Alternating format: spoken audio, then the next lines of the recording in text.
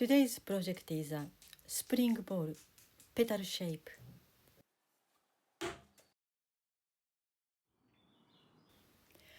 As the cherry blossom season approaches, I find inspiration in Japanese culture. 20 years ago, I planted my favorite weeping cherry blossom in my garden, and it has been a wellspring of ideas ever since. Using 600 grams of white stoneware clay on a small throwing bat, I begin by shaping a cone to distribute the clay evenly and center it. With my right hand, I lift the clay from the bottom to the top, then gently press the cone downwards using the right edge at the 5 o'clock position.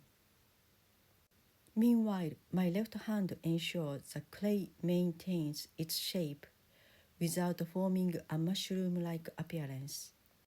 This process is repeated until the clay surface is smooth to the touch. I use my right thumb to prevent the formation of a crater at the top, ensuring the clay remains even throughout.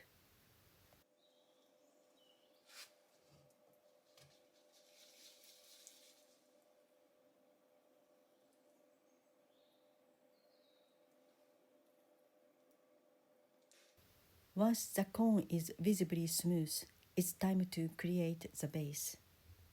Using the edge of my right palm at the 5 o'clock position and supported by my left hand, I press the clay to form a flat disc, approximately 10 cm in diameter, equivalent to the span of 6 fingers.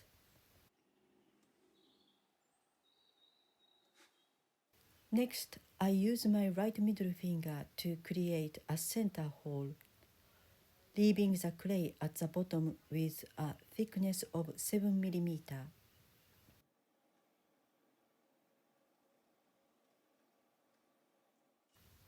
With a gentle motion, I slide my middle finger along the bottom towards the outer edge.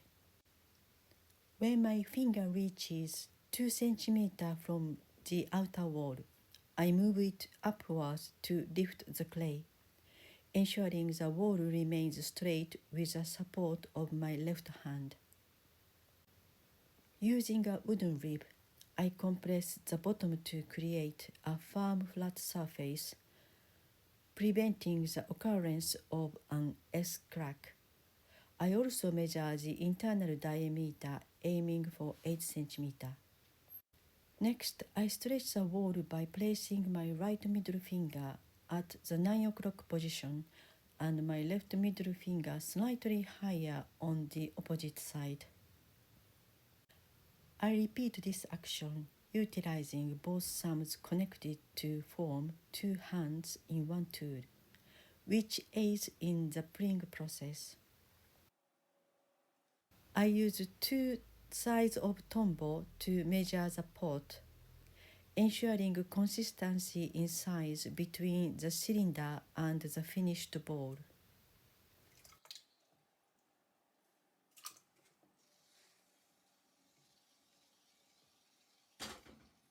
My focus is on maintaining the internal size, as any changes in the internal bottom diameter would alter the final appearance of the ball.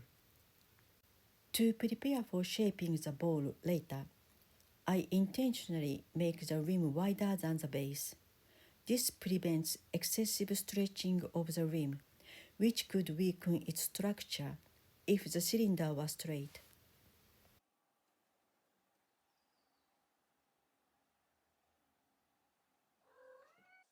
The first tombow measures 7 cm in height and 12 cm in width.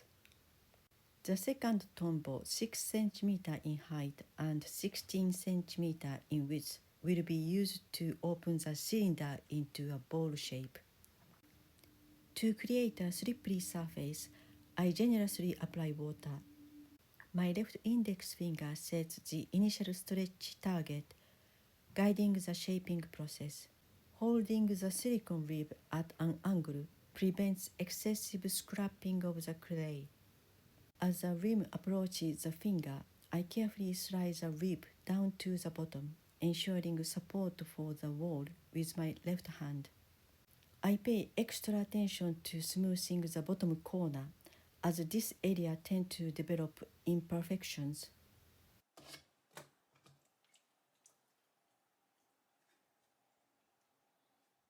To enhance the result, I compress the edge of the bowl again. I repeat the same action until the bowl reaches the desired target size.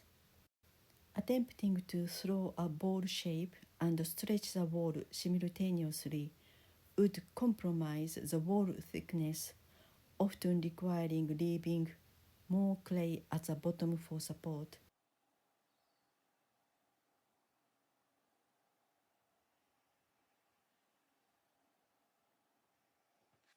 Once the ball has reached the target size, I proceed to the next step, finishing with a chamois leather for final smoothing.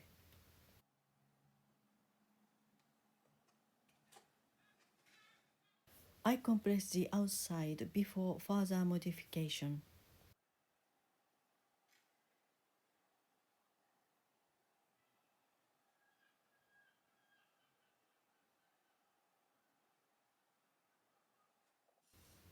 Preparing for separation from the pad, I cut the bottom corner for the string. Using a bamboo stick with a round side, I gently pull the edge of the ball.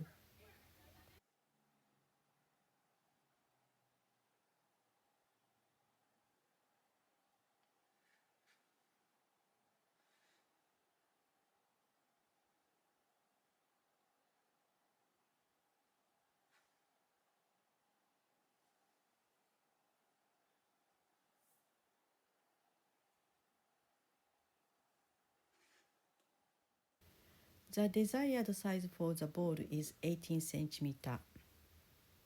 After I secured 18 cm in teardrop shape, I pull the opposite side of the rim using the same technique.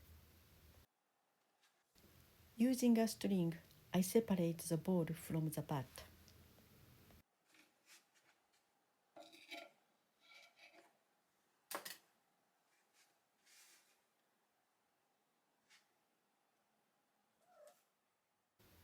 At the leather hard stage, I inspect the bottom and corner thickness for trimming. Today, I'll use a wet trimming sheet to trim multiple balls efficiently. A ball is a suitable shape for this sheet. Positioning the metal spinner at the center of the ball. The spinner consists of two parts with a bearing between them. As I hold the top disc under my finger, the bottom disc spins with the ball. Trimming the outside is straightforward. Follow the curve of the ball and then smooth the surface with a plastic card.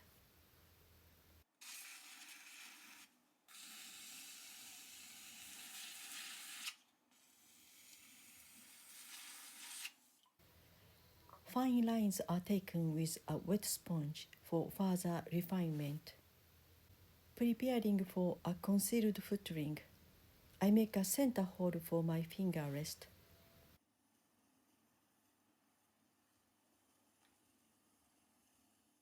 Trimming a centimeter foot ring and taking a corner off for chipping protection. I start the trimming process on the inside of the foot ring, trimming circles towards the center.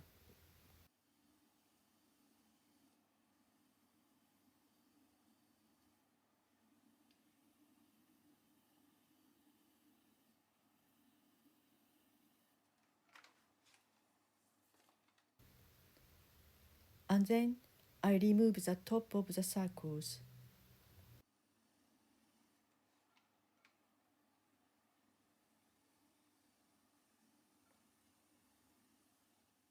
This technique prevents the creation of a wavy trimming surface that can occur when the tool catches the clay and jumps, making it difficult to smooth out when it happens.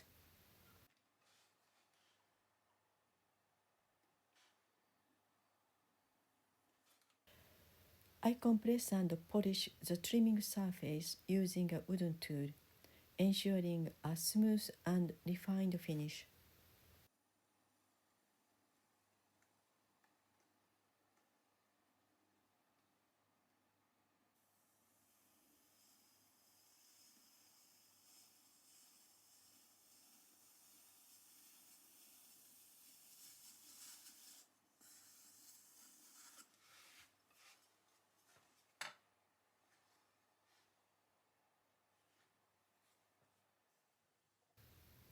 This is still a greenware stage. I'm going to spray the slip before the bisque fire. I use an atomizer. Blow from this pipe and the air sucks the slip from the tin and spray it on the target. This is a simple, clever mechanism. I recommend using it outside for your own health safety. This slip is a mixture of kaolin and feldspar with red pigment. You can use ready-made underglazes also. Thank you for joining me today. I hope you enjoyed watching this pottery process. Making a bowl is simple, but making the same bowl is challenging. This project will be a good practice for consistency and an extra fun to modify the object to achieve your own inspirations. Happy creating, and I look forward to seeing you in the next pottery video.